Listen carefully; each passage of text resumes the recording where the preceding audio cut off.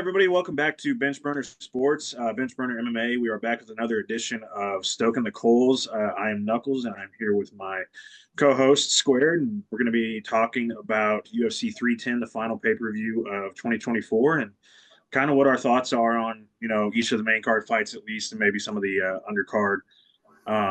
But yeah, I'm here ready to talk about it. Love doing this. This is our third episode of it. I love it every time. So how you doing, Squared? You ready for this? I'm doing good. That was a great card. I thoroughly enjoyed it, and I'm excited to talk about it. I'm excited to talk about some of the big moments throughout the card. The main event was fun. The co-main was important. I'll say that. Maybe not the most fun fight, but definitely had some awesome moments. And then I'm excited to go into our spark of the card, this new little segment we've started within this new segment that we call Stoking the Coals. Yeah, let's do this. All right. So obviously we start at the top. We've started at the top every time with this. So the first thing to talk about is Alexandre Pantoja and Kai Asakura. What a fun fight. Well, it lasted, really. Obviously, I mean, it was kind of complete control by Pantoja, but still there was moments for Asakura. It's just a fun fight. I'm just going to say this, whoever has said in the past that Pantoja is boring, get out of town. Get the fuck out of town. Like, you guys, the worst fight he's had in the past few years is the last Royval fight, but like, he did what he did to win, like he's not gonna go in there and just bang with Royval. You're gonna get knocked out doing that. So but man, dude, Pantoja, how good is that? Like, I know that the UFC bumped him up to number 9 in the pound for pound rankings. That's just a fucking atrocity. He needs to be like at least 5, in my opinion. If not higher. He needs to be above the law, and I think law's 5. That's just me, personal. He's done enough to deserve it. 3 defenses at flyweight, which is tough as hell. Lower weight classes are extremely hard to hold defenses at. And for a division that is tough as nails like flyweight, super underrated. Pantoja, just a beast. But aside from him, Kyle Sakura, man, right away, flying knee, hit Pantoja square in the fucking jaw. I was like, when Pantoja ate that, I was like, and then I've seen different angles of it, and I'm like, it was hard as shit. It was like Sean O'Malley's knee on Cheeto. I was like, how? And he ate it flush. Like, it was a jumping knee. And I was like, and then from there on, it was just Pantoja, cracking him on the feet, doing this shit on the ground. And then he obviously subbed him by rear naked choke. And good Lord, dude. Is there a flyweight that can beat Pantoja right now? In the UFC, is there a flyweight? Yeah. I'd really like to see him versus Kai Kara. That would be a good one. Maybe give Royval a second shot. There's no one I'd confidently bet on. That's for sure. Right. I mean, it's tough, dude. I think Kai legit has a puncher's chance because I think he has the most power in that division. Kai Kara France has the most power, but like, when you're taking a flush knee to the chin, I don't know if someone's punch can knock you out. Yeah. But yeah, man, I'm super intrigued to see what's next. Kind of hoping. I know I liked his call out of DJ. It was cool. Like, I thought that was a solid call out. Obviously, the fight won't happen. It's just not going to happen. DJ's content with where he's at. But also, is he even out of his I know he's retired, but I'm pretty sure he's still got. I think he's still got like 2 or 3 fights on his contract. So the UFC would have to buy out the contract, which, one in the UFC seemed to have like a steady relationship. Obviously, they did the trade, So I don't know. But speaking of fighters, solid fighters that I'd like to see fight Pantoja, I kind of would like to see the UFC try to sign Kyoji Horiguchi. I'd like that fight a lot because Kyoji has beaten Kai. Kai's beaten him, and I think he is at worst probably the Excuse me, I apologize. I'm out here burping on everybody. I think Kyoji is at worst like the fourth best flyweight in the world. Legitimately, I think he's that fucking good. I think he could beat anybody in the UFC, maybe outside of Pantoja, you know. But anyway, I've rambled on long enough. What are your thoughts on that fight, man? What do you think? Yeah, so the fight definitely spoke for itself. Kind of went, well, I wouldn't say like how you'd expect it to, because that would be stupid of me to say. I didn't really know what to expect with Kai. This is his first time in the UFC. Didn't know how he was going to match up with UFC talent, but it's kind of, man, what my biggest takeaway from that fight is what's next for both of these guys, really. Like, obviously, Pantoja, dude's ran through the division already on 3 title defenses, which even with 3 title defenses, like already having ran through the division, you know, a lot of those people he beat before becoming a champion, which I guess gives leeway to more rematches and whatnot. Um, but it's just like it's hard to tell what you do with the guy. Remind me how old he is. 34. 34. Yeah. So he's So getting there. he's getting up there. So maybe it won't even really have to be an issue that they have to worry about for a little while. I don't know if he'd ever be interested in moving up divisions. I don't know. Pantoja, that's a tough one to crack. I think as of right now, you give him Kai Kara France next. I agree. I agree. And then you got Roy Vol in the chamber at all times. So Oh yeah. he's got 2 fights that are like you can absolutely make these happen. After that, then you're starting to really run thin. And then Kai isn't, or Kai Asakura, that is in such a weird position where you come into the UFC and then fight the champion and then lose. And, you know, he had his moments like that knee. He's got his moments. He looked impressive, but then he loses in the second round very definitively, kind of Yeah. showed a little bit of a hole in his game. So it's like, how do you go moving forward with this guy? Because the UFC clearly put a lot of faith in this guy. And that's not to say that he didn't deliver. He made an entertaining fight with Pantoja, and you know he did what he was at least what the UFC probably wanted him to do at the very least was to you know make the fight fun. They might have even preferred if he had won, because I know they've been really trying to tap into that Japanese market. I think that's what they wanted. Yeah, definitely, definitely. Um, So I just wonder what you do next with the guy. Like, who do you give him Roy Vol if you know if KKF? Well, did you see where they ranked him? No, 14. that's Odd. I thought that was odd. weird. Yeah, I get not like putting him in the top 5 because he didn't win. He's 0-1 in the UFC, but it's against the They put champ. Kamar. I think they ranked Hamzat or they ranked no Hamzat. They ranked Hamzat at 9 after beating welterweight. So Yeah, initially in the middleweight division. So it's like I don't know. It's yeah. I don't know. I mean, because then it changes the matchups. You can't just put him against like it would be weird for the 14 guy to beat Moreno who just beat Albazi. You know what I'm saying? And so it's like right. So that's like go an ahead. Yeah, go ahead. interesting spot to be in. Maybe he fights like a Tatsura next or something like that. That could be a fun dude. If Yeah. they do a card in Japan, that'd be a banger main event right there. Yeah. I mean, I'd be down with it. That I was thinking that he could fight, give him a, like maybe not a. I'm not going to say like an easy bounce back, but like a bounce back fight against. I mean, Durden. I don't know if Durden will still be ranked. I didn't check the rankings to see where he was at after Van beat him, but like that, or like give him some time. Maybe let him fight Tim Elliott. Like that'd be fun. That you can't tell me that would be boring. Like that would Yeah. be a fun fight. But yeah, Durden, Van. Uh, I think Van needs to step up. I think he's legit, but I mean, the guy's a step up. It's just not the rankings where he would want to go. I saw dude who's not even close to the top 15 chirping at him, Ray Saruya. Maybe give him them. Maybe have them fight just to shut Ray Saruya the fuck up. Because I'm sorry, low key, can't stand the kid. I just don't like him. all those people who shit on me before for shitting on Ray, there's your sign. Sorry, that's yours. I just don't like the guy. So maybe have him fight, and then Kai can be like, yeah, smack him around a little bit, you know. But no, I think the fight that I'd like to see. Um, Tim just said on X.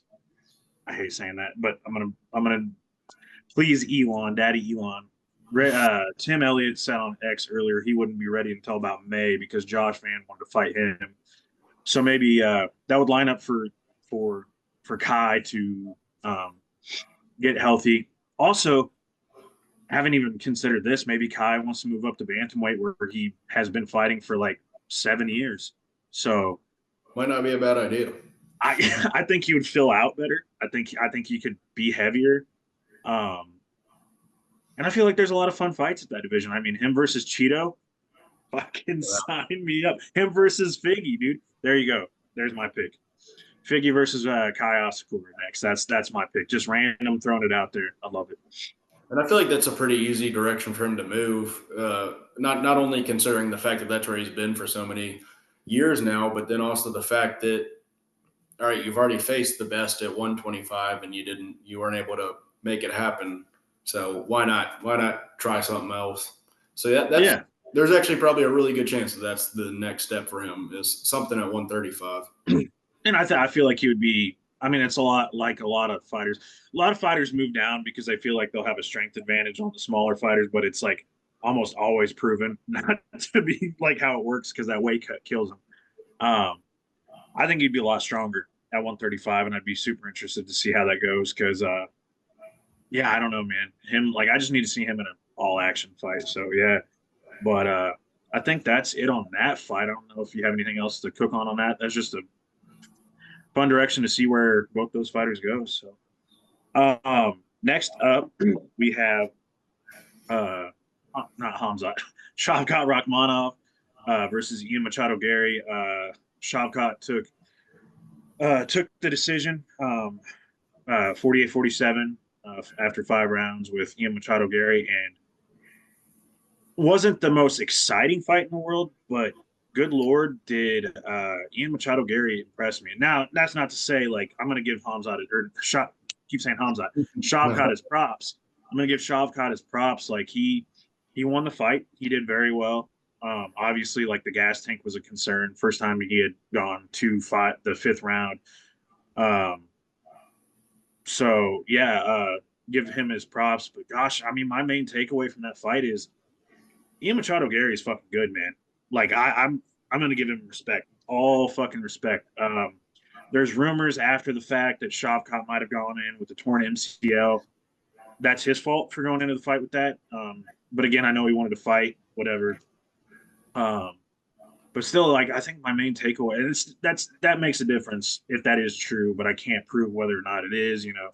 But fuck, dude, I'm gonna go like I don't know what else to say. Like Ian Machado Gary, I think he's the winner in that fight. Like to me, he's the one that comes away as the winner, like from it. The perception on him, because he proved that he's probably like one of the top 3 or 4 guys in the division, you know. Um, and man, I can't wait to see what's next for him because if he is that good, well rounded, especially training with like the Bronx and that camp, I think that's made a fucking tremendous difference. Him changing camps, like him leaving where he was at and training with like Charles and everybody else, made a tremendous difference. And I can't wait to see what's next. We'll probably talk about, I was going to say in a second, what we think's next for him. But my last thing to say on Shavkat, I am super excited for this Bilal fight. If he truly was injured, I think he runs through Bilal if he goes in there healthy. But if this was just Shavkat in a 5-round fight, things could get hairy because Bilal is, I think, fucking a little underrated too. Obviously, he did what he did to Leon. Shavkat will be. I would advise Shavkat to keep that shit on the feet. I'm just gonna say that. If Gary's getting your back like that, keep that shit on the feet. I know Bilal can't finish a fight, but he's a fucking good wrestler. So just keep that shit on the feet. I'm actually really intrigued by that fight now, like super intrigued. And I can't wait for it to come. I'm expecting that to probably be like if his MCL's torn, we're looking at probably a June or July return. So, um, yeah, probably like maybe International Fight Week, maybe on the co-main to John Jones versus Tom Aspinall because that fight's gonna fucking happen. I'm forming a prayer circle for it. But anyway, what do you think, man? What was your takeaway from that fight, man? Very similar to yours, dude. My takeaway was Ian Gary impressed the hell out of me. And if you remember on our preview pod when we were talking about this fight, I told people I was like, if you're expecting Shavkat to just run through Ian, slow your roll a little bit. I don't think it's going to be that easy for him. Even with that being said, I still thought that Ian was going to eventually get overwhelmed in like the third or fourth round, and it was going to kind of cave in on him a little bit. Dude, he held. Not only did he hold strong throughout the entire fight, he almost submitted the dude in the last round. Like he really impressed the hell out of me. I remember me and Max were watching up in the bonus room, and I was like, dude, that is not the last time the two of them are going to be sharing the octagon together. Like those are the two of the brightest stars in this division right now. Not just like stars and star powers, but just like the brightest talents. Those are two of the most talented dudes in the division right now. Holy shit, I can't speak words, but but yeah, he impressed me a lot. Shavkat, um, he looked. I mean, he did what he had to do to beat a very difficult opponent, and I still think going into the Bilal fight, I would not be too worried for Shavkat, in my opinion. Um, I don't know. I just got like a feeling that his style would translate better against Bilal than it does against Ian. And against Ian, it still was fine. It was successful for 97% of the fight. Uh, I just think he's a lot bigger than Bilal. He's a lot stronger than Bilal, which is saying something because Bilal is really strong. Does Bilal have paths to victory? Absolutely. Um, and kind of going in on what you were saying about that injury, if that's the case, then 1,000%. But even if that wasn't the case, even if he was, I'm not going to say completely healthy because we all know fighters never fight completely healthy. It's just not a thing that happens. Um, but if he was healthy going into that fight, I'd still pick Shavkat. Uh, I also think that was also just like the perfect fight for Shavkat to really to work as a catalyst to really just like boost himself to that next level. Showed him some things he needs to work on, and then also just tested him. They just tested him a 5-round fight, his first decision, 25 minutes. I think we're going to see really big things coming from both those dudes in the near future. And man, yeah, I agree. I think I was trying to think of like comparisons, right? For who I was thinking of like rivalries that we've seen in the UFC of people who came up around the same time and like what they turned out to be, right? Um, and I can't off the top of my head, I can't compare anybody, but like it's like a John Jones and Daniel Cormier. It's just like two guys that are really fucking good, two that are. I I think I said it. Me and you talked about it after the fact, possibly. I think we talked about it after we did the interview with Nick Klein. Guys, go check that out if you haven't already. Um, I said that it's like the four horsemen right now, low key, in my opinion, that I always thought were like the future of the division. It's Shavkat, Ian Gary, um, JDM, and Sean Brady. I was like, those four are like the guys. Like those are the dudes that I think will be hanging around the top four. And I said, I still think I almost still think that Sean Brady is like second, but at the same time, like after seeing his weakness on the feet, I'm like, like I think Shavkat's number one. I said I think when we talked, I said I thought Sean Brady was second place. I'm going to take that back. I think it's Shavkat, Ian, Sean, and JDM. And no slash to JDM. It's just like after the Gilbert Burns fight and watching Sean Brady did the Gilbert Burns. But anyway, that's a whole nother subject. And I think that man, I think that those guys are all going to fight each other, and it's going to be just a fucking whirlwind of chaos and terror. And not to mention, we got fighters like Michael Morales coming up, who legit might be better than all those fucking guys because there's a lot of people who are super high on him. I don't think he's better than Shavkat, but like I think he could be Ian Gary level. He's still undefeated. And then there's Carlos Prates. Like he's old. He's older. He's like 34. But fuck, Yeah. he's a bad dude. I wouldn't fucking. Or he's 32 actually. I might be wrong. So like he's What not fight much. was that? Was it Carlos Prates versus JDM that I saw was rumored, or something was rumored, and it was Yeah. So close, they're and I looking was for like, something. that would be a fun one. They're looking for something in Australia, and like they've been looking for something for JDM. And I think JDM wants to fight Usman, but Usman's like, I don't know what the fuck he's doing. I Yeah. think the And fight that Carlos really wants to fight in Australia because that's where I think his daughter lives or something like that. cool.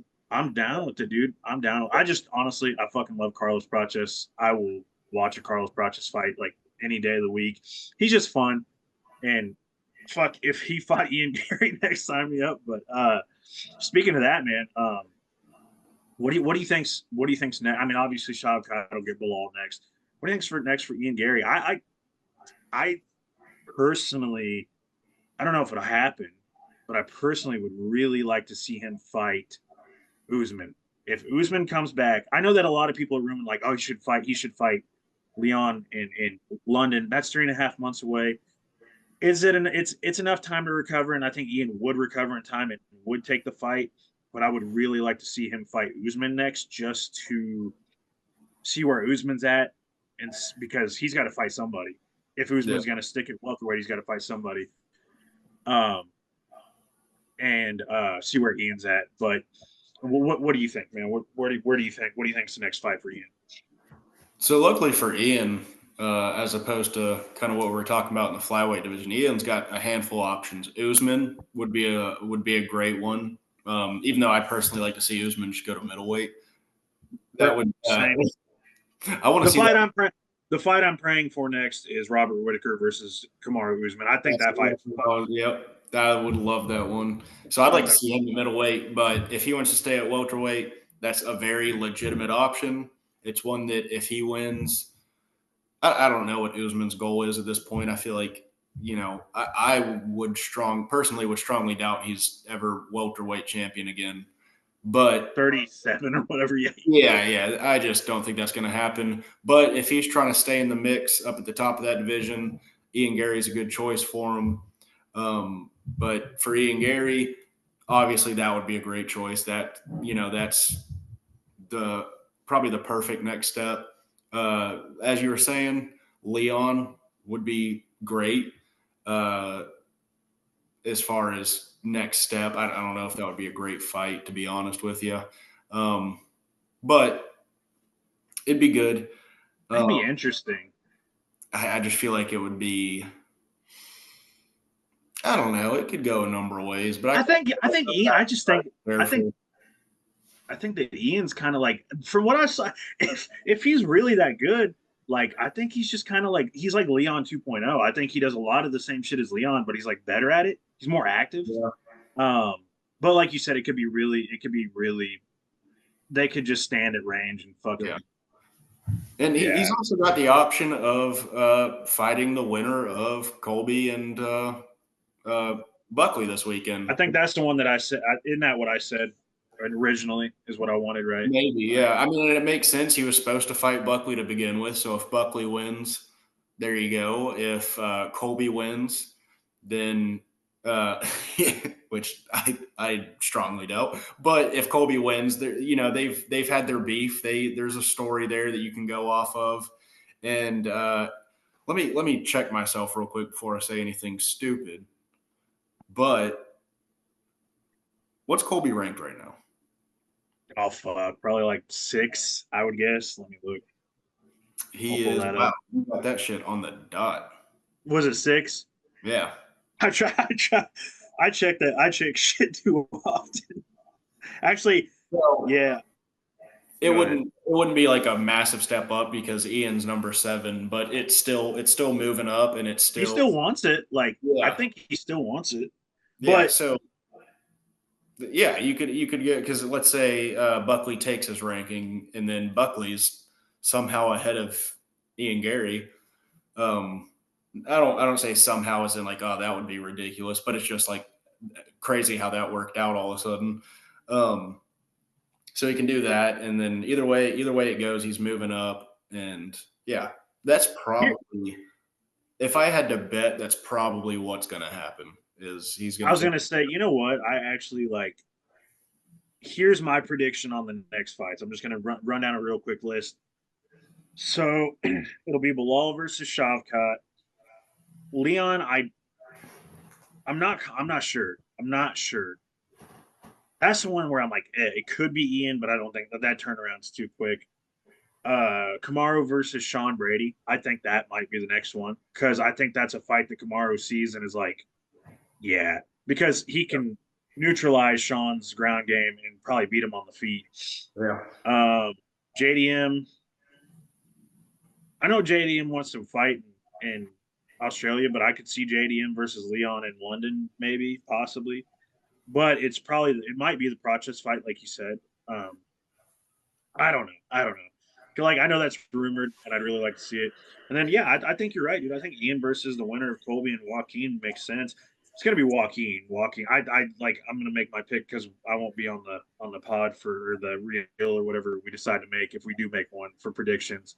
But my prediction is that I do believe that Joaquin will just do enough to beat Colby. I think that Colby's just too old at this point, personally. Um, but we won't get too much. I mean, this is Stoking the Coals. This isn't right. So we're going to talk about what's going on right now. But I think that's kind of a breakdown of what I think is going to happen going forward. But um, I don't know, dude. Unpredictable.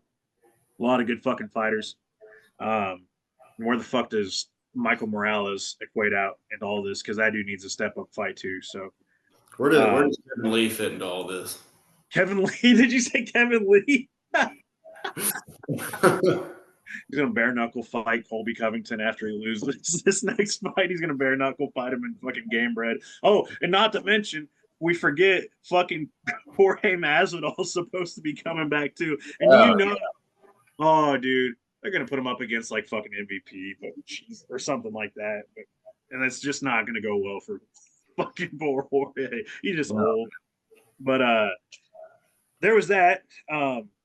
Fucking dude makes things interesting in that division. I just think it fucking man, I'm so excited. I'm so excited for what's next for welterweight. It kind of might have become one of my favorite divisions. Like might be up there for like top 3 of my favorite divisions right now. They're all so good. Like, but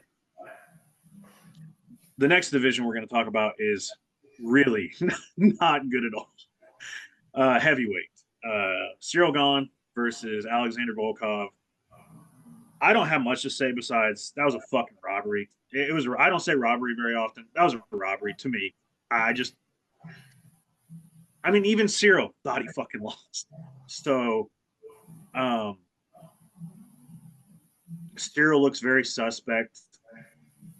Volkov looks like Volkov has always looked like. I mean, he's good at what he is good at, and finds a way to kind of do what he does.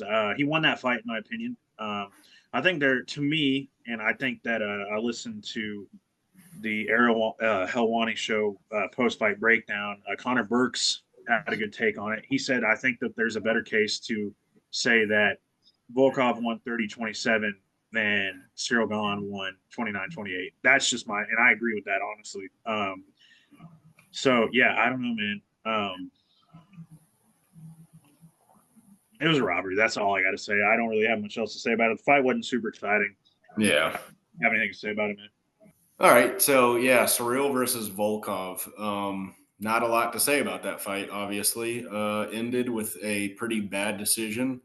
Shout out Adelaide Bird for doing what she does best and just fucking shit up. Um, yeah, it's Surreal had that broken foot. He posted the X-ray either today or yesterday, and he really did have a broken foot. And I didn't even see that. Wow. yeah, I'm sure that had an effect on it, but at the end of the day, the fight went the way that it went, and it should have been given to Volkov. And we all saw that video of Dana afterwards where he's saying like, they fucked you, and like he's like, we're gonna try to make it right. I don't know how they could make it right. Like, it's a loss on his record. They're not going to give him a title shot next. So, unfortunately, we're just going to have to.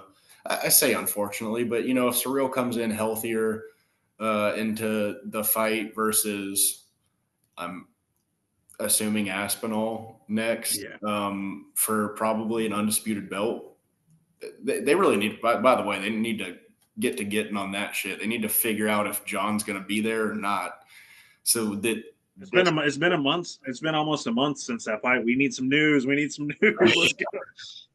I mean, it sounds like we've heard Tom and all them say like things are going good, but I don't want to see all this be all for naught. Yeah. So assuming because it is a good chance that he fights Tom next for the undisputed belt. Yeah. Maybe that'll be a good fight if he comes in healthier. I think it doesn't matter how healthy Surreal is. Tom does him dirty, in my opinion. Does whatever he wants. So bad, like so bad. Yeah, and I think he would have done the same to Volkov in their rematch if Volkov had been given the victory he deserved, and then he fought Aspinall next. He would have done him just as dirty as he did the first time. So I guess at the end of the day, it's pretty meaningless. But yeah, let's get this heavyweight division. Let's get shit figured out and let's get it going. Let's make some fights. Let's get some. And we need I don't know, fucking go find somebody, some regional dude. Let's get some new blood in this shit. I don't know, man. Yeah. Like we need new. We've been recycling the same heavyweights for the past fucking 5 years, and they're just doing the same shit. You know what they need to do is they need to start really paying heavyweights really well, so that way America's most athletic 6'5" motherfuckers don't play football and play. No, I was gonna say, yeah, right here. But yeah, that's the issue. yeah, man. I see that more so applies to America. Than most look other. look at Gable Stevenson, man. Look at Gable Stevenson. That's a guy who, dude, I have been shouting from the rooftops for 5 fucking years. Not 5 years, like 3 years. Go to the UFC. And he doesn't want to. I get it. Like, I guess you do what you do. Honestly. Huh? I just don't think he wants to be punched, honestly. I can't blame him. I can't blame him. Like, I don't want to get those guys either. It's fine. Hey man, don't get me wrong. I kind of like fighting, but I don't like getting fucking punched. I like fighting. Like, I will fight somebody. It's fun. To me, like the act of it is fun. But I do not like fucking getting hit. Like, if I get hit, you want to fight? Yeah. Do you want to just stand there and get punched? Exactly. I don't like that part of it. Exactly, but that's part of it. I mean, you're gonna get. So yeah, I'd like get Gable Stevenson in there. Get find a fucking lineman from the fucking Minnesota Vikings again. I mean, get some WWE superstars over. Like, fucking be like, hey, come here. I mean, obviously, like, I think it's pretty obvious too. I don't know what your opinion is on this. I'm pretty opinionated on this. Ever since USADA got out, this new drug testing commission, everybody's on the fucking juice. I think they're on the juice with USADA. Some people were, but like, especially now, this new committee, I think a lot of people are doing shit. Like, I've seen noticeable physique changes in certain fighters. I'm not going to name any. We'll talk about that in our private time because I'm trying to keep our name well, and if we want to get those fighters on, I don't want to call them out, but there's like noticeable differences in some fighters. Talking about you, Chase Hooper. Actually, fucking Chase Hooper does look actually pretty good these days, but I think that's just come with his body maturing.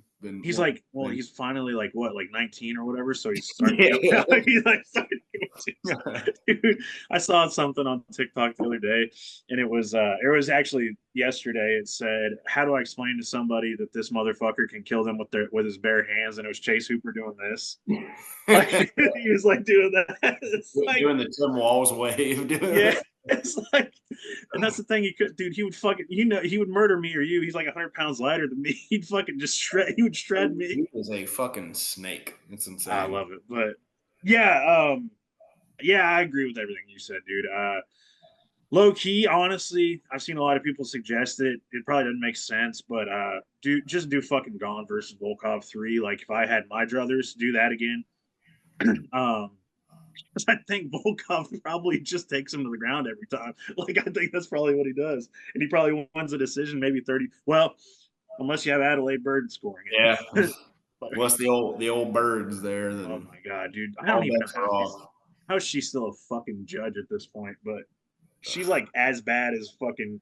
She's as bad as Sal Diamato. She's bad as all that fucking Crosby guy. Like, but anyway, yeah, man, I don't have much else to say. Like outside of that, if they don't do a trilogy match for whatever, Volkov could fight the winner of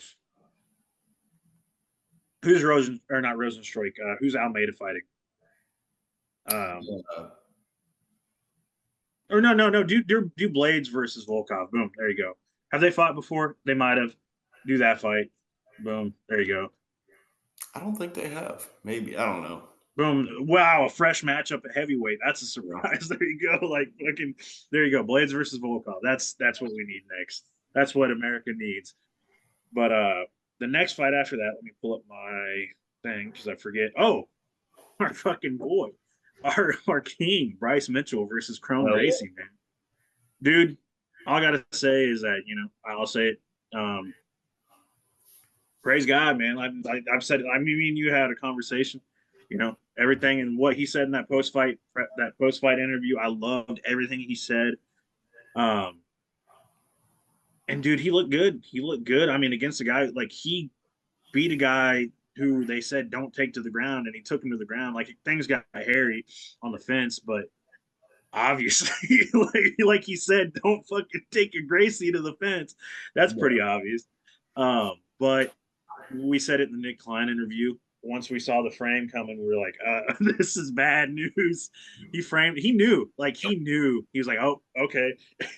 Boom. And he was out. He was out then. And then I think the first punch woke him back up, and then the second one put him back out again, or the elbow. I didn't realize how bad it was. Like, obviously, I was like, "Oh, he just knocked him out. He's done." But then when the camera cut back to Kron, he was doing the deep breaths, like the chest was really. I was like, "Oh, he was out. Like that was." He bad. kind of low key got he low key got his get back. Like Josh Emmett, fucking. And that what's cool. That was Bryce's first KO TKO in his career. Insane to think about that. Yeah, against a But guy who is kind of has a little bit of that zombie status. yeah, In him. yeah, dude, I think, man, I want to see Bryce fight soon again. Like I don't know anybody, man. Yeah. Obviously the next fighter that we're going to talk about in the next fight wants to fight him. I think Bryce should take somebody a step up, but Yeah. if he wants to take that, then okay. Yeah. Bryce looked good. He looked good. He did what he does. He's not much of a stand-up guy, and he was like, "Okay, you want to go to the like he said when he's pulling guard. What the fuck is he supposed to do? I'm a wrestler." So, fun fight, dude. Fun. I thought it was fun. Not a lot of people thought it was fun because of the whole pulling guard and shit. And there was a lot of booing. I had fun with it. I was like, yeah. I was like, this is Bryce Mitchell in his purest form. So, fun fight. And Crone, I think you should probably stop fighting, and maybe low key, maybe sign with UFC for one of those grappling contracts on the grappling circuit that they're going to do now with the Fight Pass Invitational.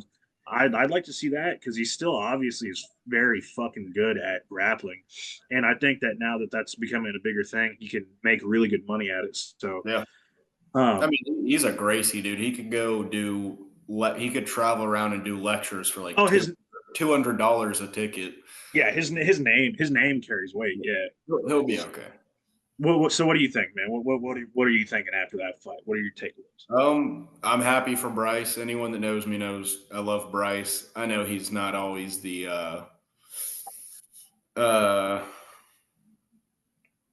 trying to think of a nice way to put this. I don't want to call him an idiot. I actually think he's a pretty bright dude. You're not the brightest star in the sky. Yeah. Well, I think in his own way, he's actually like a pretty bright dude. You can tell. Oh no, he's smart. You can tell he just thinks a lot, and maybe that takes him down some avenues that aren't quite correct. I personally just don't get the flat Earth thing. I've never understood that. It makes no sense to me why. Like me and Max were talking about the other night. I was like, who? And I'm sure there's an answer, But like, who has anything to gain about lying about the Earth's shape? Like, who's like, oh, we'll make more money if they think Earth is a globe instead of a flat. Like, I'm like, who? What's the strategy there? That's beside the point. I love Bryce, is what I'm trying to say. The dude's awesome. He's funny as Yes. hell. He's just a goofball that likes to open up a can of whoop ass from time to time. And he did that Saturday night versus Kron. Had a good performance, a good bounce back. Obviously, everyone remembers about a year ago, a little over a year ago, I think, a Right horrendous, around like it was. Yeah, right around. yeah, horrendous knockout. Super unfortunate to see. Also crazy that got back in the octagon before Josh Emmett did. What the fuck? What's that all about? How did that happen?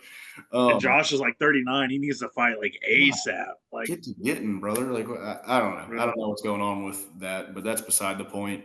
Um, as far as what I want to see next from him, I don't think it would. He could go multiple directions. I don't think it would be a bad idea for him to fight someone. He doesn't have to jump up to the top of the division now. I don't think he should. Obviously, he beat Kron, who is not ranked. So I don't think it makes sense for him to like fight the number 4 guy next, whoever that is. Although I will say, wherever Ortega is at in the division, that could be a matchup for him. That could be a good matchup. But also wouldn't hurt to be somewhere near his level, maybe like a Sadiq or I don't know who else. I don't I think was, Duho's a I was great choice from him because I think, first who? of all, Duho is a risky fight, and then Yeah. Duho's also not, that doesn't do anything for him. But Here's my pick. somewhere around his level or a little bit ahead of him is probably the way to go. Calvin Cater. Okay, yeah, there. Because I think Calvin hits hard, but it's not like hard enough to put him out like Josh Emmett. He's Yeah. just very good. But we saw what Aljo did to Calvin Cater, and I think that Bryce could do that. My suggestion, I think I made an X post. Another fight that I kind of would like to see is Aljo versus Bryce. That's I'm I didn't even think about that. Yeah. That I think actually that's my pick. That's my pick. Aljo versus Bryce. I think that would be a good bounce back for Aljo if he wins, and also like a good step up for Bryce if he wins. Because like low key, I don't know because Bryce, like people don't realize how fucking good Bryce is at grappling. Like he is very fucking good. Like they think that he's some redneck kick, so he's okay. No, like he is legit one of the best grapplers in that division. Like it's not a joke. I think I the mean, best case of that, it was his back take versus Dan Ige. Do you remember yeah, that?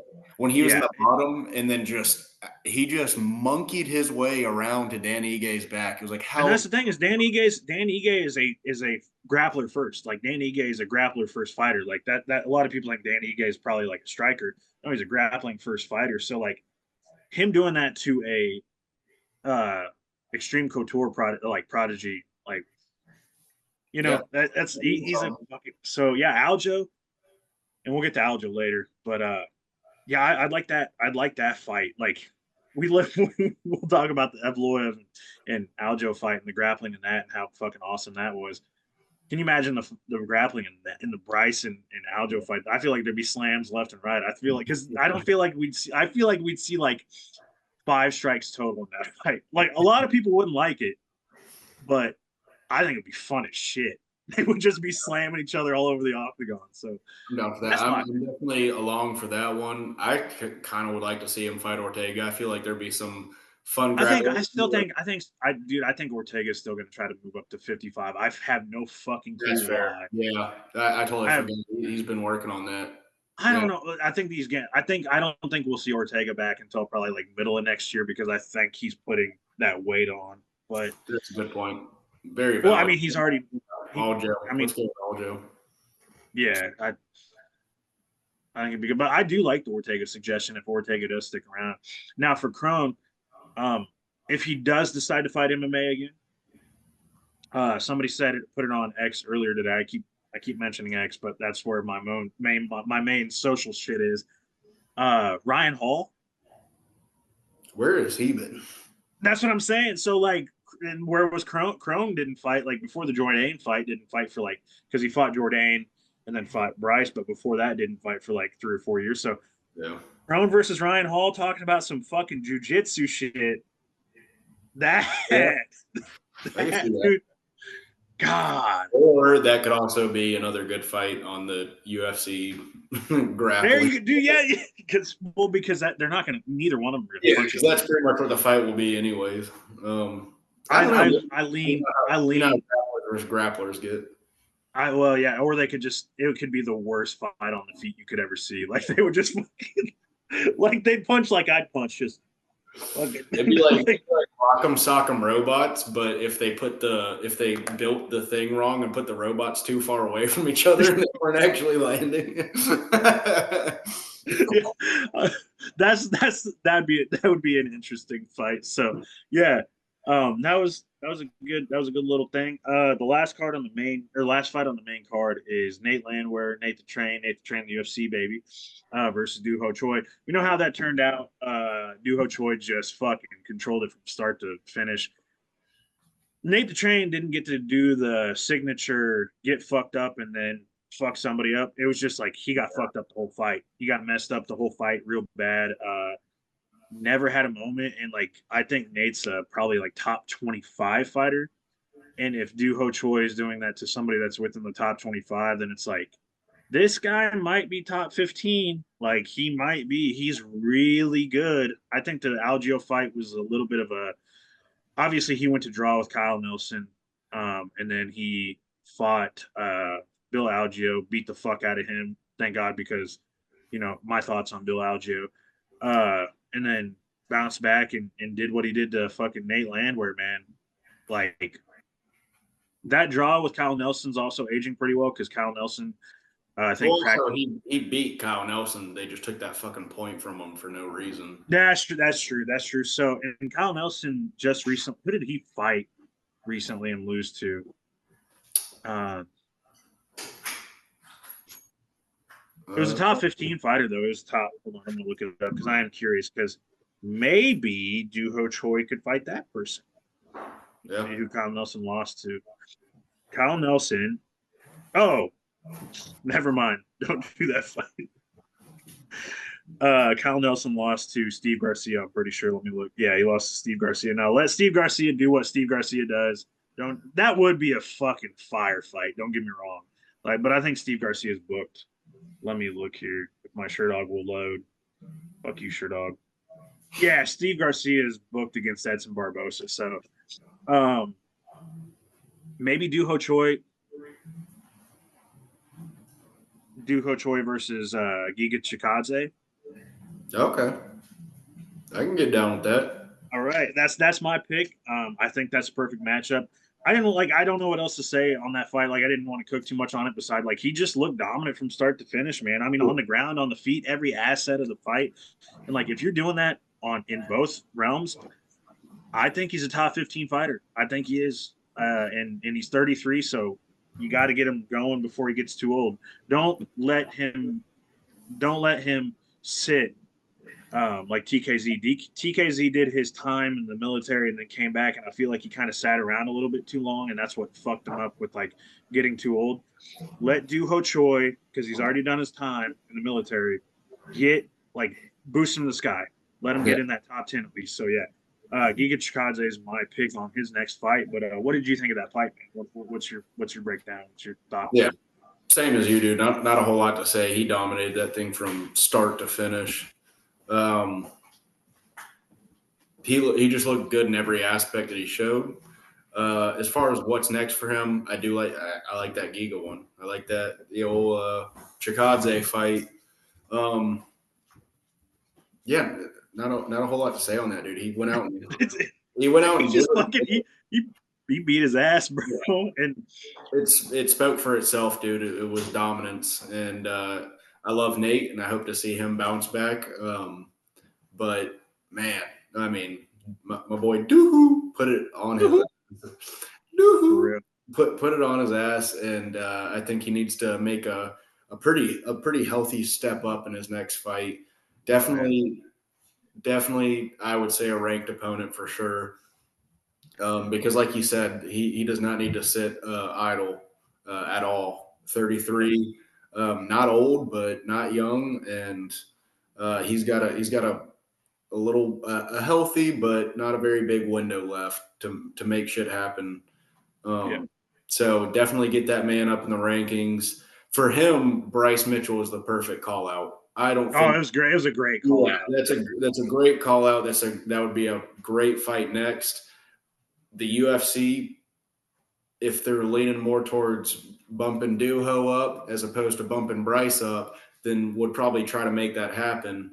I don't know what their plans are. I know if I was Bryce, I wouldn't take that because the risk to reward ratio is just not there at all for him. And I was saying, I don't know. Like, I think that Bryce could win it, but man, I don't know. Duo looked Yeah, fucking. he'd have a chance for sure. I don't even know who I would favor in that fight, but it's just like you don't get enough from beating Duho to Yeah, risk fighting Duho, who has proven that he is exactly. very good and very dangerous. So it's Especially after, yeah, that just doesn't make sense, and that's kind of an yeah. unfortunate because that you could say that really for anyone that's ranked right now, uh, other than maybe We're guys. starting to think. We're kind of starting to think like fighters, bro. We're Yeah, starting to think yeah. like. Other than guys that are like ranked like 12 to 15, it just does not make sense to fight Duho. So Yeah. the Oh, UFC. I guarantee there's gonna be there's gonna be a lot of people ducking him. I think there's gonna be a lot of people ducking him. Well, you Like, need to, and that's the unfortunate thing with him being 33 and having that short window, is that he's gonna have to, maybe he just needs to take fights. He just needs yeah, to take whoever. yeah, maybe, and then maybe the UFC will just kind of like reward him by like giving it like out of nowhere. Maybe he breaks into like 15, and the UFC Yeah. pays the hell out of somebody to have him fight in the top five. I don't know. I don't Just really. be active. Yeah, that's Like, a tough situation to be in when you're at that age yeah, in a lighter division. yeah. It's hard. And for Nate, I don't know what's next. Maybe book him against like Joe Anderson Brito, something fun. Like, I feel like you'd probably lose to Brito, but like book him in a fun fight, like the action fight. Give him an action fight, Yeah. or even like, Something to let him shine because if yeah, there's one thing he's got, even like he's. I hate to say this. This is such a mean thing to say about a fighter because obviously this is what they're all working towards. But like he's not going to be a champion. Um, yeah.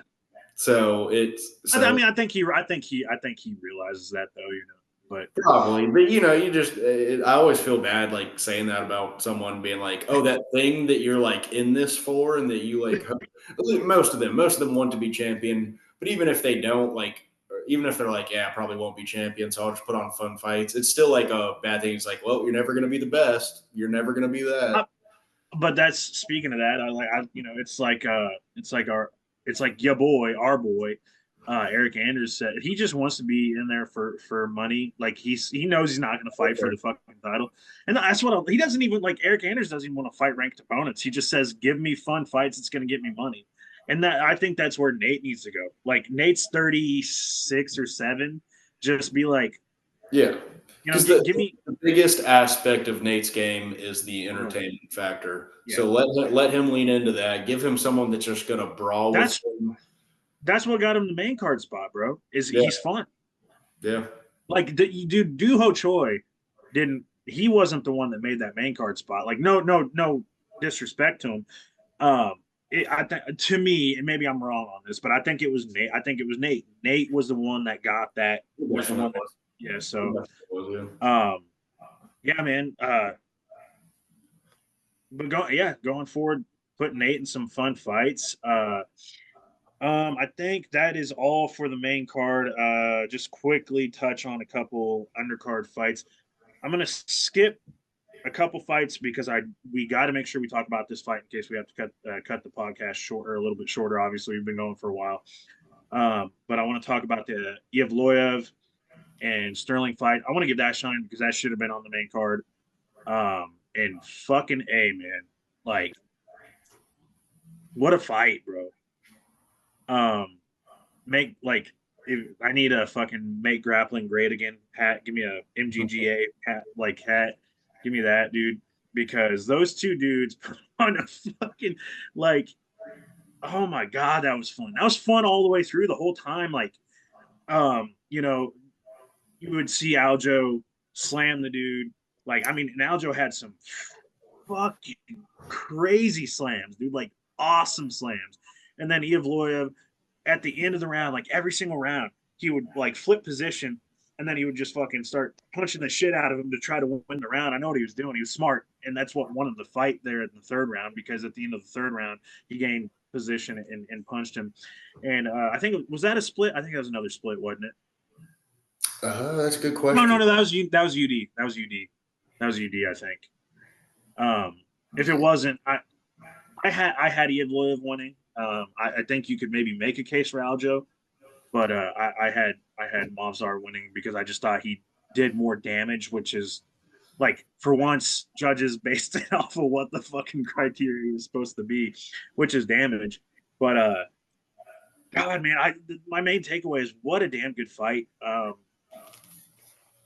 I could watch that fight every day of the week and twice on Sunday. Like, that shit was so fun. I love it. I can't wait to see. I just book either one of those dudes against fun grapplers. Like, let's go. Like, I need that so bad. Mobzar's good, man. He's really good. Aljo proved why he was a champion at one point, I think, in that fight, even in the loss. Um, I mean, fighting a guy up a division from what he's used to, who is probably like got weight on him, because Mobzar is not a small featherweight. Like, he's short, but his size is so big. Like, it was pretty obvious in the octagon. Like, Aljo's a big fucking guy, but Mobzar, his body and his arms just look way fucking, like, he had Aljo in that cradle position at one point. Mm-hmm. Arm was like fucking bulging, dude. And I was like, God, dude, this guy's like either on all the fucking juice in the world, or he's cut like a Greek god.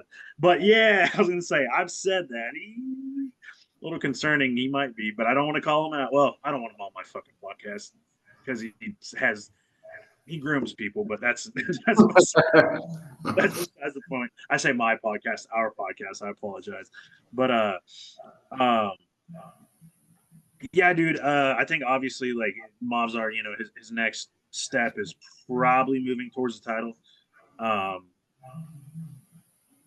my takeaway from him is you got to do a lot more on the feet.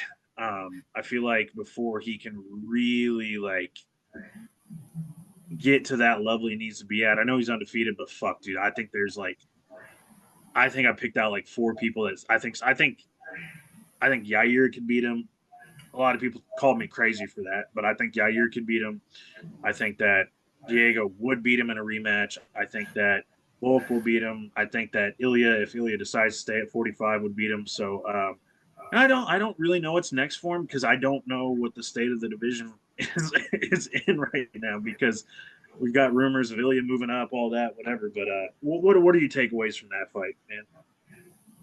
So I need to watch that fight back. I was kind of enjoying it too much to like really score it. I remember kind of coming away with the idea that I was leaning a little bit towards Aljo, to be honest with you. Now, you did have a point. I remember we were talking about it. You were saying that that damage at the end of the last round probably took it from Mavsar, and that's completely fair. I really need to go back and watch that one again. But like I said, dude, I was enjoying it too much. It was everything you could hope for. I know. So I listened to Ariel Hawani show, and uh, I can't remember if it was like Frank or the other guy that's not GC. Sorry, Oh, New York Rick, yeah, yeah. New York Rick. I remember one of them were saying like he was concerned, and it's valid. He was concerned that it was going to be what happens when two good wrestlers go up against each other, where it was just like them kind of doing their you know mid-grade striking against each other. And he was like, I just hope for a couple good uh, grappling, some different exchanges in the grappling department. And I'd imagine he was pretty pleased with what he got, because that was awesome. There was that one fight, there one part in the fight. I need to go back and watch it again, but I think Aljo either had his back. He kind of like had him from the side. He sort of had his back, But Mobstar had some really good wrist control and was able to like things like that. It was like, oh, that was fucking good. And a lot of people probably don't recognize those things, especially I kind of hate using this term, but like casuals and people who don't Yeah. understand like even the most minor concept. I really don't think it takes a whole lot either to appreciate those moments. I think people with some basic understanding of grappling can see the value in that of like cool little exchanges like that. Um, but that was an awesome fight. I really don't have much to say outside of that. Obviously, Movsar is gonna go for a title eliminator next, more than likely. Um, I guess it really depends on what's next for Ilya, and if it's going to be Volk next for Ilya, which I know is kind of an idea. I love Volk. I don't want to see him go through that again. I don't want to see him Nope. get his light shut out again. He needs a bounce. Personal opinion. Right. But If you get knocked out in a championship fight, I think you need at least one more before you get yeah, back in it. That's unless it's like a flash, like 5 second knockout. But like, right. yeah, But he wants that fight, or Volk wants the rematch next. It sounds like the UFC is open to it. If that's the case, then it goes to Diego. What does Diego want to do? Does he want to sit back and wait? If not, if he wants now keep me active, I wouldn't mind seeing that rematch for a title. he gets it. He Yeah, gets it. I think so. Whoever wins that fight, immediate shot at the title, Yeah, no and doubt. Um, if I don't know if Mobsar should fight Volk if they go the other way and give it to like Diego next or something like that. I don't know if that's the right move. there's also like I mean, we haven't considered this. I don't think it's likely, but there's also a chance they give it to Mavzar. I don't know why they, but like there's that chance because Mavzar is undefeated on a run. I mean, it's all decisions, but Fresh we, face, yeah. but like, yeah, there's that chance. And It's possible, yeah. And then as far as what's next for Aljo, then that goes back to our earlier discussion. I like the Bryce fight. Yeah. dude, I think, dude, there's no way. I feel like it'd be a lot like this. There's just no way. It's boring. But yeah, man. I think my favorite moment of that fight, I want to chime in because I liked what you said about the whole the side control thing. It was or that position. I think my favorite one was Mavzar had him. I think it was in the cradle or it was it was either in a cradle or it was in a side control position, and they were sitting there, and I was sitting there like, because again, like, used to be, I'm gonna self admit it, I used to be the fucking biggest Aljo hater in the world, and I think it's more so now reflective of I do not like Marab, and I think that was the issue, but that's just besides the point. Um, I like Aljo now, like I genuinely like. I still think he's cheesy as shit, but um, I like his grappling a lot, and he was on the bottom and he was sitting there and like it looked like almost like he had defeat on his face, like he's accepting position. And then he just flips and takes his back and backpacks him. And I was like, what? Like, what? I was like, what? And it was like, dude, it was it was like fucking, I mean, it was like the flip of a switch. And I was like, dude, that's when I knew we were witnessing greatness. And a lot, again, it won't win, dude. It won't even be in like probably anybody's top 20 in fight of the year. That fight for me, and I know it's recency bias, but that's automatically in my top 10, if not my top 5, because I I'd fucking, say my top five. yeah, I fucking love grappling. I love grappling, and it's the best grappling fight that we've seen since Armin and Gamrot. And God, man, oh, I love that fight. That's all I'll say. But yeah, man. All right, so now it is time for us to do our Spark of the Card segment. We're getting towards the end of the podcast, so we're going to wrap her up with a Spark of the Card.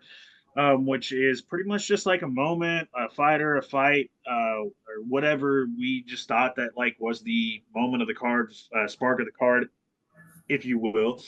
And honestly, man, I think the one that Kennedy and Chukwu, man, that knockout, like legit. I mean, I'm gonna give him shine because I think he deserves a shine. That like starting the card, I did not think I was gonna get like. I mean, obviously, it was not against a super high quality opponent, but still, like to knock him out like that, it was just such a nice little knockout. Probably best finish of the card, like best looking finish. Um, yeah, I'm gonna give Kennedy the spark of the card for me on this one, man. It's what got me going. It's what really um a play on our name, but it started the fire for the cards for me, man. And it was the spark of the card for me. I liked what he did there. Lucas Fresky is not the best opponent in the world, but it just got me excited. It got me excited to see like what Kennedy's future is at heavyweight because it's such a shallow division, and like I think he looks decent at heavyweight. So that's maybe not the best, maybe not what everybody wanted, but that's what sparked me. What about you, man? What's yours? So that's a great pick you had. For me, the spark of the card was undoubtedly Josh Van. That dude really impressed the hell out of me. Cody Durden is a tough motherfucker. That is as tough as they come, and not an easy win. Like I know he's got some wins and losses, a little bit of a roller coaster on the record, but it's not an easy win in that division. And for someone so young, I think he's 23, to put on a performance like that, just looked crisp as hell. If I recall correctly, the first round might not have gone his direction, but he definitely put it on in the last two rounds. Just made a mess out of Durden, and I think he's done a really good job of bouncing back from that Charles Johnson fight. Um, Obviously, he was doing good in that fight too, and then he just got caught. Uh, and that's not to take anything away from Charles at all. That was an awesome fight. But he's putting together some wins, and he's putting them together in really impressive fashion. And I just expect real big things from him going forward. I think the performance he just had, he's going to be breaking into the top 15 now, or probably is in the top 15 now. I was just looking at that. I was looking at that in between our obviously like if people watch this and listen to this, there's breaks in between where we go to the bathroom or whatever. I was looking and he's actually number 15. He got ranked right behind Kaios, of course. Yeah, so he's in the 15. He's number 15 now. I'd imagine the next fight is probably going to be maybe not a ranked opponent. Maybe kind of keeps that position a little bit and then goes on to the next thing. Obviously, the dude's got all the time in the world in his career. 20, I like when you said 23, like I forgot he was that young. I was like, it is a child. He is a child, and he is going out there and he's beating up men. So he definitely was a spark of the card for me. Just an electric performance, and I'm really excited to see where he goes from here. I don't think you can go wrong with the guy. I think he is very, very technical, very smart, and he's got big things in his future. I do want to give a honorable mention to Chase Hooper. I know that was not a tough task for him to win that fight. Guida's obviously a little long in the tooth. He's an older fella, but he went out there and he put on the performance you would expect in that scenario. He's got some sharp tools in his belt. He's got just an arsenal. I don't want to go too in because then it's like I'm picking two people for my spark of the card. But hey, I did want to say Chase. I was gonna say I picked fucking Kennedy and Chukwu. Both your picks are way better. I was just thinking of something that got me fucking going. So well, I mean that's fair, and that was the absolute start of it. So that's a very fair pick. I did just want to say that Chase Hooper is really starting to get things going in his career. His performance against Slava Claus was just like that's where yeah. That's where I woke up. That's where I woke up. That's where I woke up. he's got things going now. He's not just that little kid anymore. He's Dude. and oh man, I he was putting said it on earlier. That motherfucker could kill you with his bare hands. Like, But yeah, but again, Josh Van, yeah, super impressive performance. and Um, that's the thing. Like he keeps shoring up weaknesses, man. Like I just wanted to go off of what you were saying, man. Like he's just so good. I, from fights in the past, and again, like the fact that he said he didn't even start like grappling or wrestling until like a couple years ago, didn't even know how to defend a takedown until like a couple years ago, and now look at him, he's defended against what is an elite level grappler in that division, and doing it well. And I mean, right now 23, and the only weakness legit that I see in his game right now, I mean, obviously, like he gets a little fun, like engages a little too much sometimes. But the big one is his uppercut defense. Like he eats mm, uppercuts a little too much. That's what caught him against Charles Johnson, and Durden when he was landing was uppercuts. And that's the thing. He's 23. He's going to short. I guarantee you. In his next fight, his coach is going to see that, and his coach is going to be like, "Let's work on, like, keeping our hands a little tighter." And mm, I bet you, man, I'm telling you right now, if he fights whoever, you're gonna like they might try to throw an uppercut, and I bet you'll see that improved defense. He's just yeah, so good, man. yeah. 23, I think 23. we're gonna look back at that Charles Johnson fight as more of just a bump in the road than anything. It's Well, not yeah, indicative of. I mean, obviously, the dude's 23. He could have been. I don't know. I don't know what his birthday is. He could have been 22 when that fight happened. Like he is very young, and he is gonna start really like putting those small details together, and he's gonna be an absolute menace in that division. So I'm looking forward to hey, his fucking career. dude, throw. Hey, him and Tatsuro next. They booked it once. I don't really want to see those two guys fight yet until they get to it because they're gonna fight for a title one day. I feel like, but like, I mean, they did Ian Machado, Gary, and Shavkat. Like maybe do Tatsuro and Van. Yeah. Man, I would because like with Van's improved takedown defense, it'd be fun. Yeah. I don't know With them both being so damn young, like because yeah, Tatsuro's still like they can afford to clash right now, and then they can be completely yeah. different fighters when they do Everybody, it in I'm 4 years. I'm I am of the opinion that everybody's so scared to book people early on in their careers. That doesn't mean they have to rematch like right after that. Yeah. They can fight it. They can fight at 22, like 22 and 23, and then rematch at fucking 30. They don't have to. I mean, look at it's crazy. This is a horrible comparison, but look at Robbie Lawler and Nick Diaz. Like they didn't fucking rematch for 15 years. I'm just saying, Right. like it's a stupid comparison, Yeah. but I mean, there's It's like several they're people. trying to save trilogy, like rematches and really trilogies. Oh, They're trying to save them for championship fights. Like, oh, yeah. they're gonna have a trilogy, like kind of like DC and Miocic. They're gonna have like a whole trilogy with a belt on the line throughout the whole thing. But it's like Yeah, and like back to back to back. people don't actually really like those very much. People, you will like anytime there's like we saw it with Grasso and Shevchenko. People were like, I don't want to see this again. Like, I don't care if it's like 1-1 or whatever. I don't want to see it again. The only time, the Moreno only time, versus yes, yes, yeah, yeah, yes. those fights The were only bangers time, after bangers after bangers. It's like, yeah, yeah, we'll see that a fourth time. A fourth time, go right ahead. dude, they could. Well, they've done that. They've done four fights. Give me a Yeah, fifth one. Give me a sixth one. Give me a seventh one. those Just, never failed. Even with Moreno's last one being like way more, because usually they were very competitive. And the last yeah. one, Moreno really took the cake. But even that one was like, oh, still like still really Because entertaining. Because who knows? Figgy could fucking come back and just be like, boom, you're Yeah, asleep. yeah, Boom, you're like yeah. but yeah, dude, that's the thing. I have always said that, and people, I've had people on the X space and wherever else like call me crazy.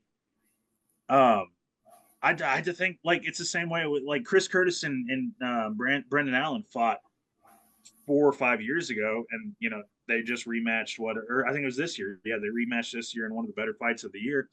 It was one of my top fights of the year, and I think it was that fight. Yeah, it was that one. you don't obviously that's like a different kind of comparison, but they were guys that fought way a long time ago and rematched.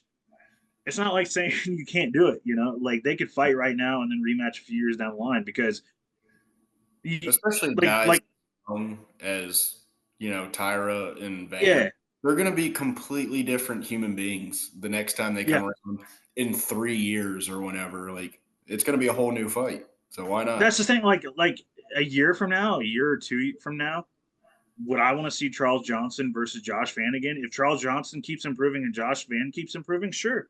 Like honestly, you could run Josh Van and Johnson back right now, and I'd be cool with it because I do believe both of them will be two completely different fighters. But again, give it a little bit more time to marinate, and that yeah, like you said, man, I just think it's and I said it to my big thing is just run, dude, do it. That there you go. That's the fight that I'd like to see. Kind in my heart of hearts, Tyra versus Van. See where they're at. Even if Van loses, it teaches them a lot. If Tyra loses, it's two in a row. It's a little rough, but Yeah. um, I think I don't know. It does. It probably doesn't make sense. Like it probably makes more sense to do like Tyra versus Albazi right now. Good fight. That's a good grappling fight I right like that. there.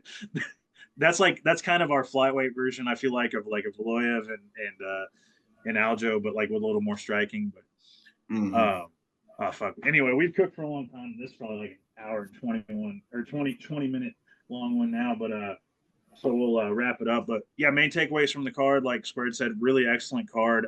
Initially, when I first watched it, I was like a little bit bummed out. Then I was like, no, we got a shit ton of finishes from this card. This was awesome, and we got some good fights. Shout out, obviously, friend of the show, Eric Anders fought Chris Weidman. Shout out to Chris Weidman. Obviously, it's sad to see you go out like that. I hope he well wishes in the future. Hope he retires. And just shout out all the fighters on the card. But shout out your boy and shout out. Yeah, it's a good card. Good way to end the pay per view portion of the year. And next week we're going to have, or this week we're going to have Tampa. Good card, fucking great card for a fight night. Low key wish I was kind of in Tampa for that one, but it's a good card. I like it. A lot of action fights on that one. Um, so yeah, tune in for that. Pretty much all I got to say is thank you guys for tuning in. Check out the Nick Klein interview we just released recently. The Around the Fire, and yeah, obviously we got socials and all that. And I'm sure when Squared gets to his portion, he'll plug all those because he's way better at it than me.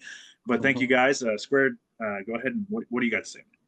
Yeah, great card. I saw the same thing, dude. I saw a couple people complain about it. Not too many, but I saw some people complain about it. I'm like, what are y'all on about? I felt like I was watching something completely different than those people. Um, but great card. Definitely looking forward to the card this weekend. Going to be some real interesting fights. And I do want to say this. I'm not a Colby fan by any means, but I do have to show respect because I did not ever. I saw him retiring before I ever saw him fighting a dangerous up and comer, significantly younger than him, behind him in the rankings, if I'm not mistaken. Yeah, three spots behind him. Yeah, yeah. Uh, so I got to respect that. I got to respect that. Because I just did not see that from him. I thought he was either going to like try to like fight Masvidal in the comeback or just be like, yeah, I'm probably done. I'm going to, yeah. Um, so yeah, that's my take on this upcoming card. Follow us on Twitter or X at bench_burner, Instagram, TikTok, bench burner sports, one word, Facebook, bench burner sports. You know how Facebook works, 3 words. Yeah. I guess. I don't know. Facebook's weird. And then obviously, if y'all are watching this right now, y'all know what the YouTube is. Subscribe if you aren't already. Like, share it to whatever social media you want to. Subscribe if I didn't already say that, but I think I did. And hit that notification button because we got good shit. It's bench burner. We're always cooking shit up. Our Nick Klein interview, awesome dude. Y'all should check that out. He is a cool ass dude. Real fun to talk to. easy. You know, we said this to him, easy guy to get behind. He's going to be a fan favorite. Give him a little time, let him get some W's in the belt, and people are going to start to see him. I think that dude's going to be. I think he's going to be like a what do you call it? A fan favorite essentially. But Yeah, man. He's good. He's good. He's a good personality and a good fighter. I mean, awesome fighter and awesome personality. Great personality, great fighter. Coming off of a big W, a quick submission W on Contender Series. 38 seconds or something like that, right? Yeah. 30, I think they clocked in at 37. I could be wrong. 37. But yeah, so check that out. And thank y'all for having us in your life. Oh, and shout out real quick at the end for those of you guys that are audio listeners. We are also on Apple and Spotify. Check us out wherever you get your podcast. Same way with YouTube, Facebook. Just search Bench Burner Sports, 3 separate words. It's there. And we do have the video version on Spotify. That's where I listen personally because I drive all day, so I don't get to view the videos. But I do listen to our episodes because I like hearing my own voice because, I mean, it's me. But so, yeah, like Spirit said, thank you guys so much. We appreciate you guys hopping in, listening to this stuff. Also, at the end of this, I want to shout out our boy because he's always listening to our stuff. He's always on our lives. Shout out 4 Ounce Sniper, #1 fan right now. If you guys can beat him, which I don't think you will, you'll get a shout out. So shout out 4 Ounce Sniper. Appreciate you. And see you guys later. Peace out.